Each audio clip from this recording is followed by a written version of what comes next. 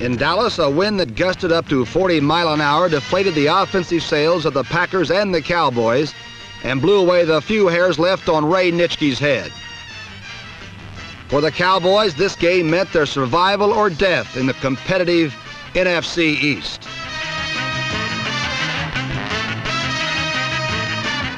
For most of the game, Packer pride pulverized the Cowboy attack and once denied Dallas 3 times inside the 2-yard line.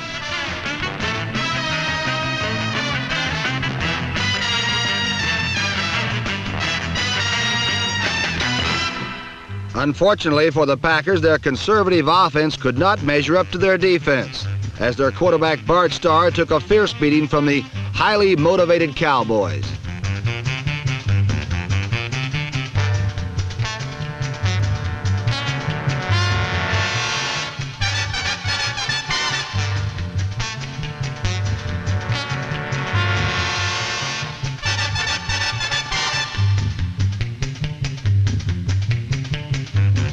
The Cowboys collapsed Starr's protective pocket around him and neither desire nor deception could stem the Dallas rush.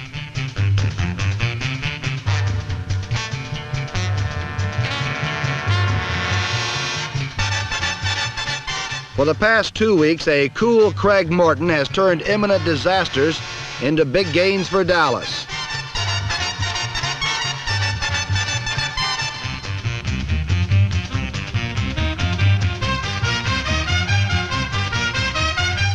Against Green Bay, Morton used Bob Hayes as an outlet receiver and as a long-range missile to cut through the Packers' deep defense.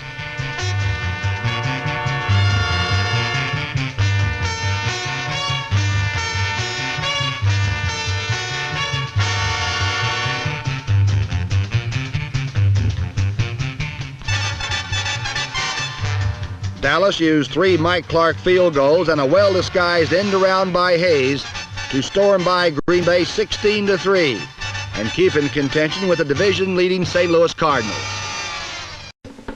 On a beautiful Thanksgiving Day in Detroit, both the second-place Lions and the second-place Kansas City Chiefs battled to keep from falling too dangerously far behind in the race for the postseason playoffs.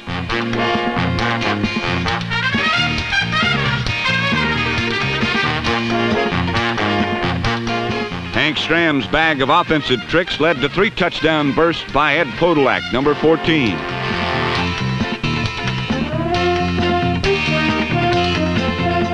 Despite Podolak's 3 touchdowns, too often the Chiefs seemed destined to play the Thanksgiving Day role of wooden Indians.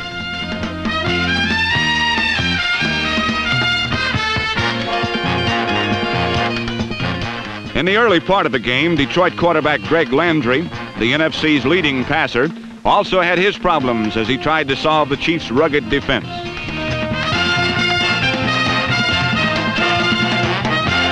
As usual, the Chiefs' front four was busting in hard. And as usual, the Kansas City defensive backs and linebackers were doing their part in sealing off the alleys.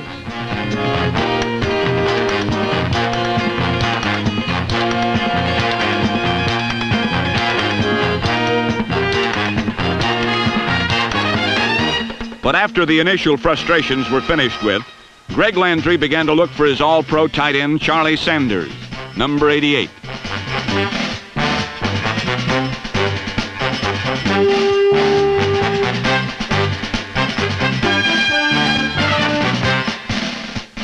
Landry found that Sanders can also catch the ball when it is only slightly overthrown.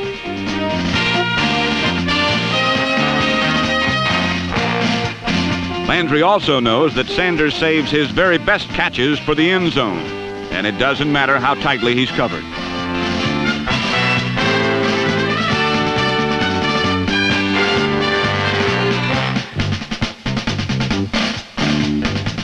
With the help of his acrobatic friends, Greg Landry added to his conference-leading statistics with 15 completions in 22 tries, and a second touchdown to Earl McCullough.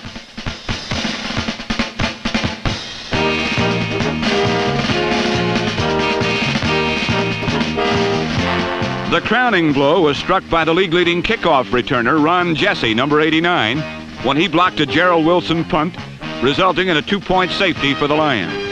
The humiliated Chiefs remained 1/2 game behind Oakland in the AFC West, while victorious Detroit was still 1.5 behind Minnesota in the NFC Central. Rams, and Dallas ran on the rookie legs of Isaac Thomas.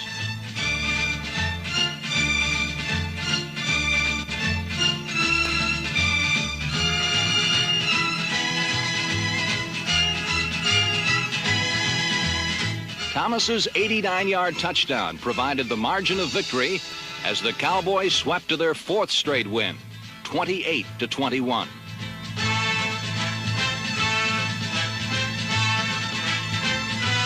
And a steel grip into the best of his 11 astonishing years. In the middle and cutting off the run was safety Cliff Harris, number 43. Lance Allworth, still the Bambi who bounded off the scrimmage line, still running meticulous patterns ending in touchdowns. For running under the rainbows, there was Bob Hayes.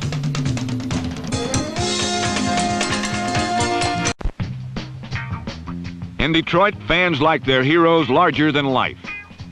Man-eaters who can devour an opponent whole. They can be downright unkind to those who don't measure up. But last week, Joe Namath wasn't worrying about his image in Detroit. He was only concerned with cracking the tough Lion defense in a bid to capture a wild card berth for the playoffs.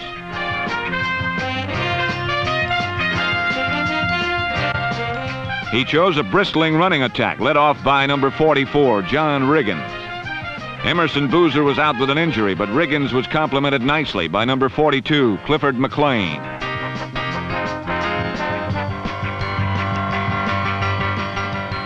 Riggins and McLean both churned out over 100 yards. But this is the year of the runner, and 100-yard rushers can be found growing on trees. Number 42, Altie Taylor, made it 3 in this game alone. All this running around left the score 7-3 Jets before number 11, Greg Landry, opened up the air lanes.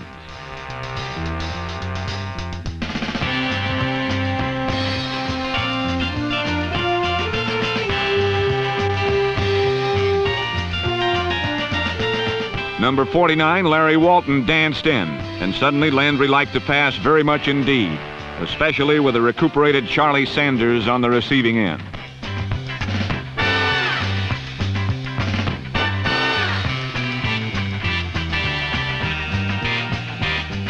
Number 88's patented flying flip for the end zone set up Landry's 1-yard touchdown sneak to put the Lions on top. But then Namath revved up his air arm and brought the Jets roaring back.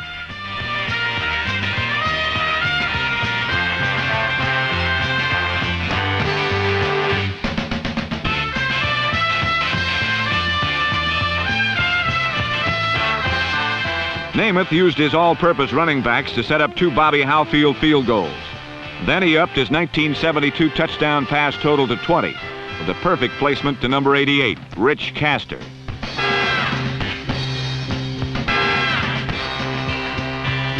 Castor's touchdown left the Landry-Namath shootout tied at 20. But when everything else is equal, Landry has an added dimension to call on.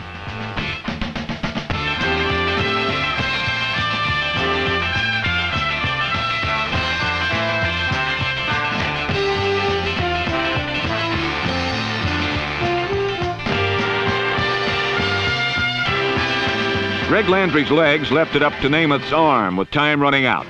But this time, New York's comeback attempt fizzled as number 59, Charlie Weaver, pulled off the game breaker. Was Charlie pleased by his performance? Just watch.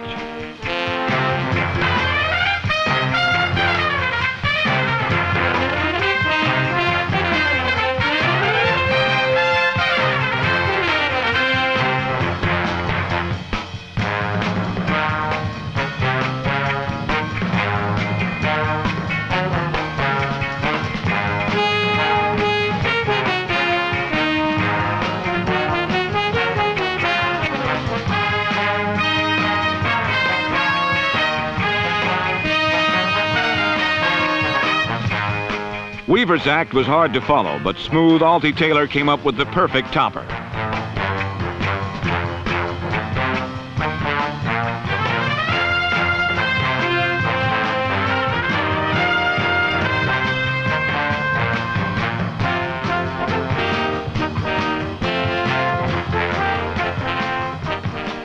Taylor's run gave him 124 yards for the day and closed out a robust 37-20 Lion triumph as Detroit eased into a tie with Green Bay for first place in the NFC Central and eased New York out of contention for a wild card playoff berth.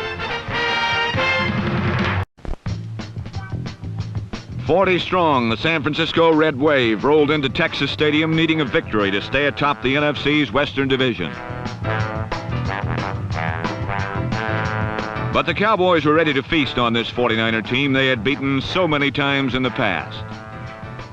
The challenge for the Doomsday defense was Steve Spurrier, and they poured in on the young 49er passer.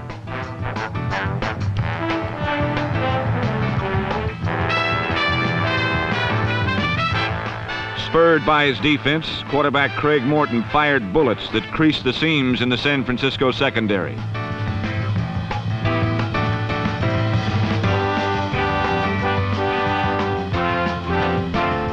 The multi-splendored Dallas attack rolled one way and often caught the 49ers' flow moving in the wrong direction.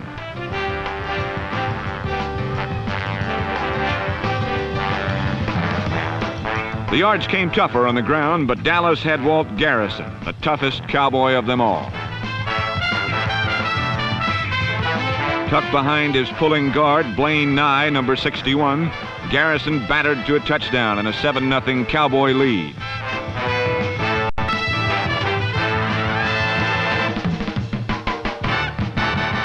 Dick Nolan was properly concerned, but today he would see a defense he had molded in the image of the Cowboys turn defeat into victory. Balancing the experience of 35-year-old tackle Charlie Kruger was the ferocious rush of 23-year-old Cedric Hardman, number 86.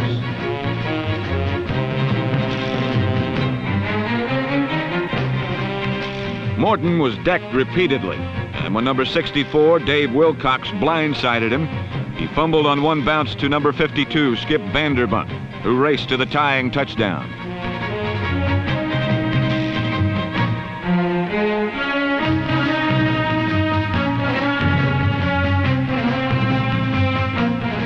After a harrowing first quarter, Steve Spurrier settled down and drifted confidently behind matchless protection until his receivers spun clear of the secondary's web.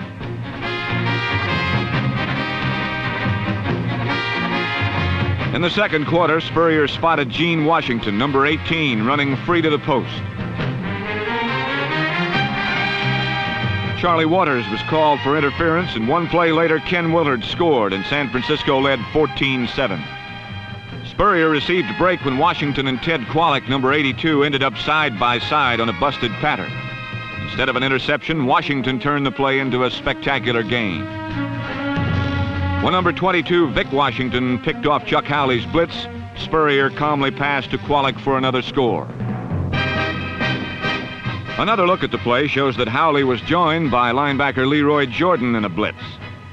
Jordan, number 55, was bounced by Woody Peoples, and Spurrier's pass was perfect to his tight end.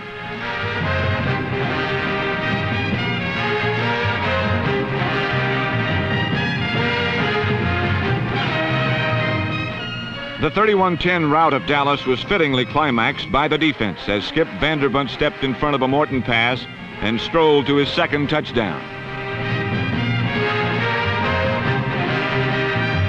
For Vanderbunt, his great day was richened by the knowledge that after 11 weeks, the 49ers had claimed sole possession of first place in the West.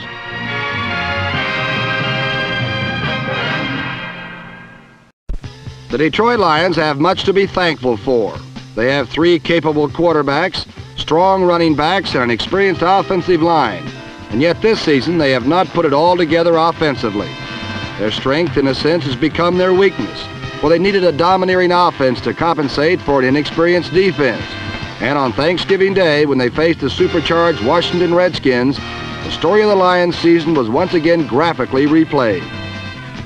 With number 19, Billy Munson, having replaced Greg Landry at quarterback, the Lion offense continued to sputter inconsistently, while their supposedly weak defense played surprisingly well.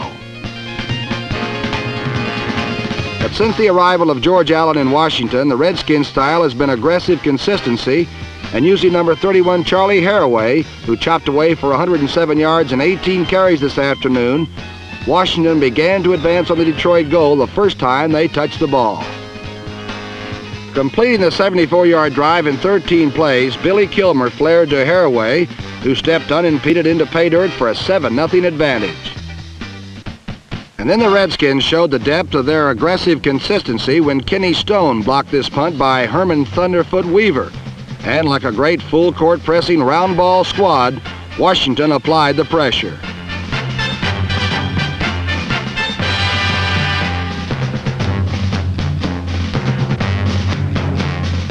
Billy Kilmer then put the squeeze on the Lions' right defensive corner man. First hitting Charlie Taylor on a little shake and go, and then sending Taylor up the sideline behind the Lions' rookie cornerback, number 23, Levi Johnson.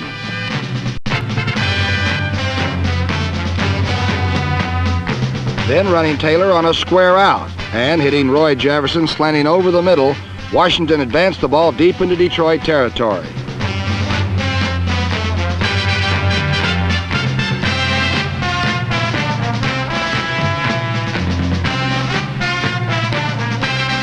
At last, completing the offensive pattern, Kilmer found Taylor in front of Levi Johnson for a touchdown, and the Redskins built a 20-0 advantage. Charlie Taylor celebrated the catch and the score in Charlie Taylor's fashion, and the Redskin defense made it meaningful by shutting off the Lion attack.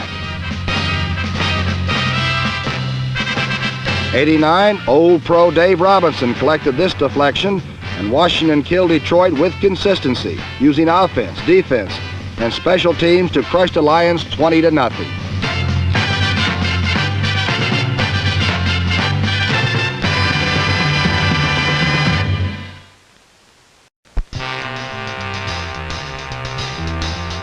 For the Dallas Cowboys, everything was at stake.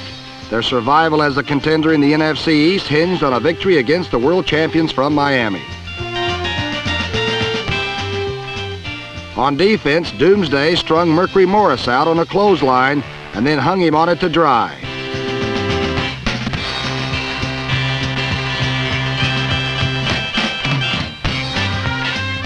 It was a brutal display of give and take, and Miami's no-name defense more than matched Doomsday's thunder.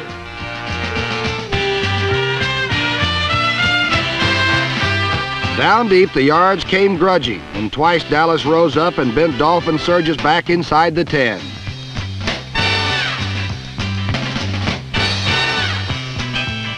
When Dallas maneuvered into scoring position, they too were throttled. Receivers that seemed so wide open and fancy-free were shut down and speared. Miami grabbed the first big break when a Roger Staubach pass was deflected into the hands of Jake Scott.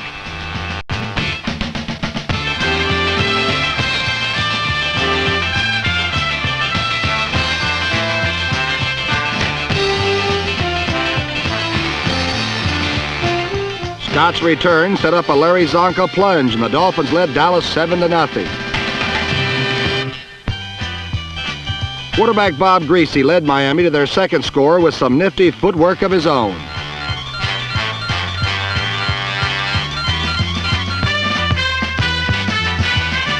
Being a sage veteran, Greasy knew exactly when to call it quits. He also knew it was time to call on Paul Warfield, who slipped past Mel Renfro and glided in for 6.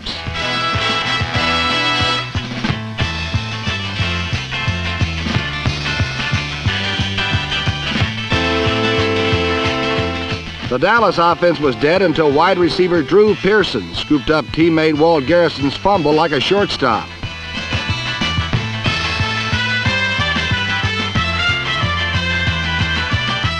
But Pearson's effort fell short when Dallas missed a field goal, and later when Staubach set up an impeccable pump-and-go bomb to Bob Hayes, he misfired by 5 long yards.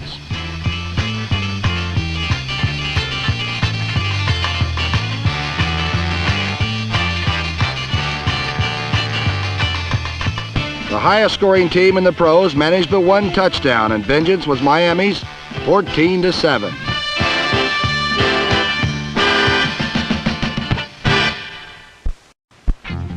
After losing 4 straight games by a total of 14 points at the beginning of the season, the spirited Detroit Lions under new head coach Rick Forzano have turned their season around, winning 6 of their last 7 games, and now facing the revitalized Denver Broncos. The Lions hope to nurse their faint playoff hopes by continuing their winning ways. Mistakes like this Charlie Johnson faux pas intercepted by Levi Johnson were pretty much the story of Denver's disappointments early this season. But the Lions could not dent an improved Denver D to cash in this opportunity. Both teams struggled in a standoff until Steve Owens broke open on the longest run of his career, good for 27 yards. And ironically, Owens was injured and lost for the rest of the season on the play. Adding insult to injury, the Broncos forced the Lions to settle for a field goal from the 1. And midway through the second quarter, Otis Armstrong ran through a trap at right guard, cut left, and erased 32 yards, setting up a 1-yard touchdown plunge by John Keyworth, making the totals Denver 10, Detroit 3.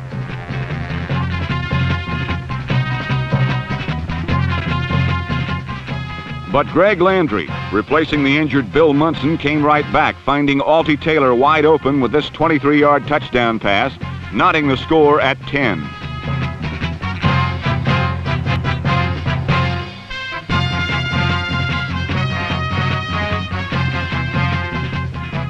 In slow motion now, on the very next series, Charlie Johnson swung a pass to Otis Armstrong, who handled it more like a volleyball, batting it to Levi Johnson. And look out, mistakes again, making the score Detroit 17, Denver 10 at the half.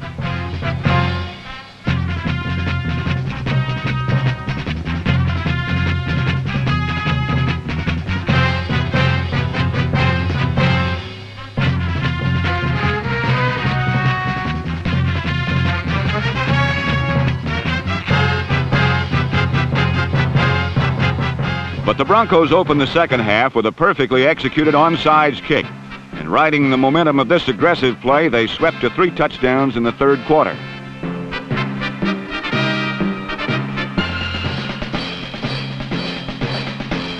Otis Armstrong, whose 144 yards and 24 carries gave him a total of 1,082 for the season, set up the first with this 31-yard jaunt.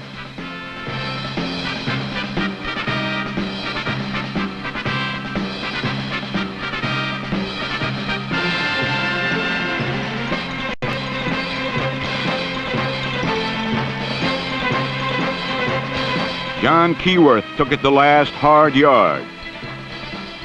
But midway through the period, Armstrong himself slipped over right in to make the score Denver 24, Detroit 20.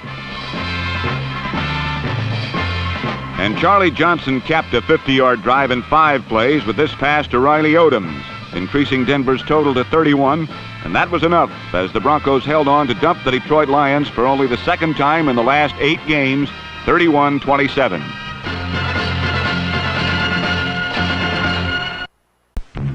On the Cowboys' first series, it was obvious that all the stops were going to be pulled as punter Dwayne Carroll passed to a wide-open Benny Barnes for a 37-yard gain. Washington's defense held, and the Cowboys had to settle for a field goal, their only points of the first half, as the Redskins' conference-leading defense did not again allow the Cowboys' conference-leading offense to cross the 50 until midway in the third quarter.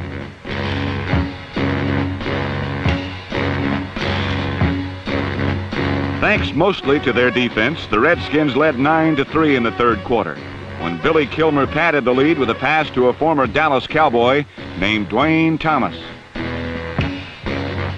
Several end-zone bystanders alleged that they saw Dwayne Thomas smile, which has become almost a weekly occurrence of late.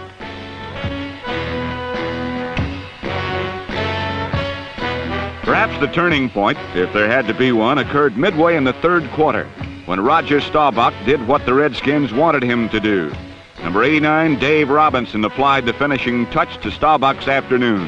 And number 19, Clint Longley, took over, a rookie from Abilene Christian with no previous professional experience.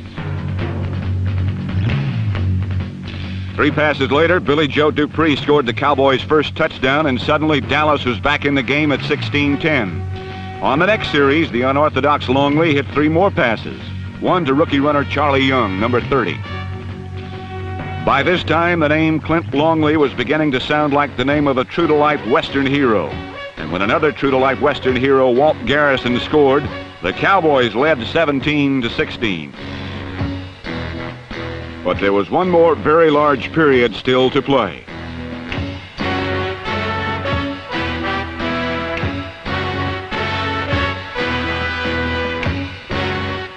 In the fourth quarter, Billy Kilmer again scrambled some life into the Redskin offense.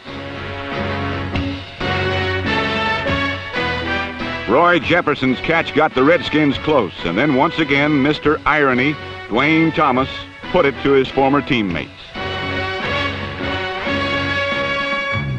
Leading 23-17, all the conference-leading Washington defense had to do was put enough pressure on the untested rookie quarterback, Clint Longley.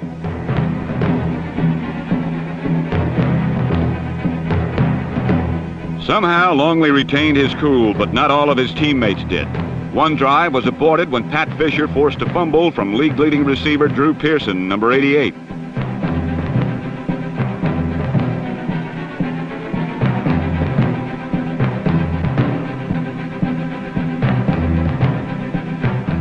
It appeared to be a Washington victory, 23-17, when with no timeouts, the Cowboys' last drive could only move 10 yards in 6 plays. And then there were less than 40 seconds left, 2nd and 10 from the 50.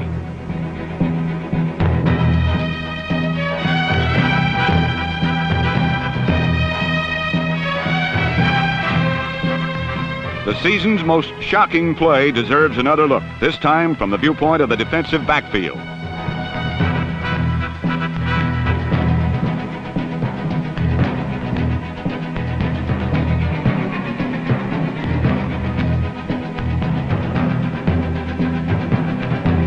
Dallas won 24-23, and Drew Pearson, the man who had been the GOAT just 2 minutes before, was now the hero, or at least one of the heroes, along with Clint Longley.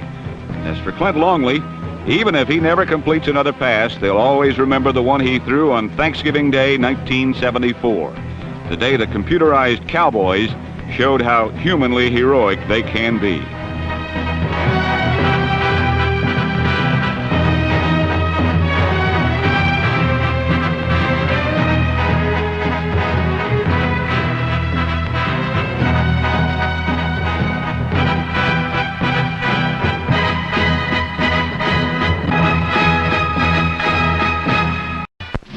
Under the canopy of the Detroit Lions' new home in Pontiac, Michigan, there was no brick wall to worry about, just a little leak in the roof. But it would take more than a waterfall to stop talented James Harris, number 12, and the relentless Los Angeles Rams running attack. It seems Harris' main job these days is to simply hand off to either Lawrence McCutcheon, number 30, or Jim Bertelsen, number 45, in an offense that's about as exciting as watching rain pour through the roof. The 4-yard slug is the Rams' favorite play, but for variety's sake, James Harris will occasionally contribute a 3-yard slug. It's no wonder, then, that when it comes time to pass, Harris seems a bit rusty.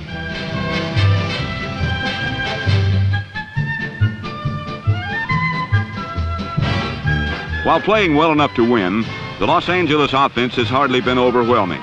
One West Coast wag described the Ram game plan as 2 4-yard gains by Bertelsen and a 50-yard incompletion to Harold Jackson.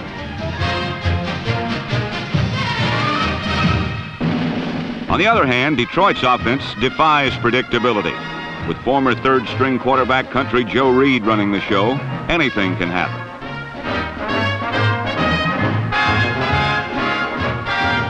But the tough Los Angeles defense was not about to let things get out of control. Since taking over for injured quarterbacks Greg Landry and Bill Munson, Reed was on a 3-game winning streak, but the second-ranked defense in the NFC turned him back without a point.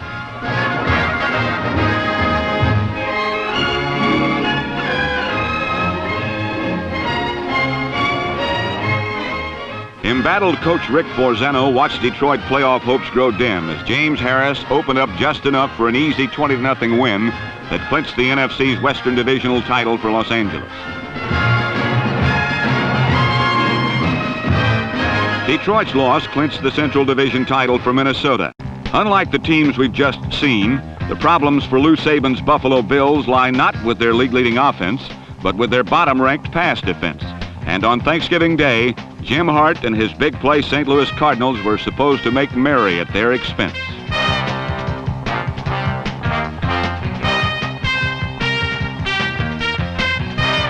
And sure enough, number 21, Mr. Wonderful Terry Metcalf set up the game's first touchdown and ran his season's total offense over 2,100 yards, on his way to the all-time record. But then, suddenly, the cardiac Cardinals seemed themselves to be stricken, as the NFC's leading offense turned the ball over no less than 7 times.